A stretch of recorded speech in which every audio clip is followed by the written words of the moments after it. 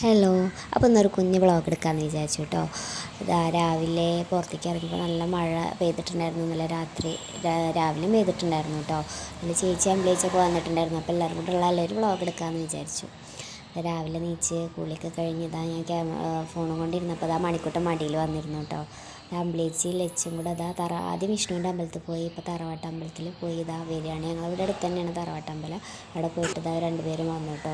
അത് കഴിഞ്ഞിട്ട് ഞങ്ങളെല്ലാവരും ചായ കുടിച്ചു. ദോശയും ചട്ടണിയും ചമ്മന്തിയൊക്കെ ഉണ്ടായിരുന്നു. അങ്ങനെ ചായയൊക്കെ കൂടി കഴിഞ്ഞതാ അവിടെ മാവുണ്ട്. മാങ്ങയ്ക്ക് എറിയാം കേട്ടോ. മാങ്ങ താഴത്തൊന്നും കിട്ടില്ല, നല്ല ഉയരത്താ.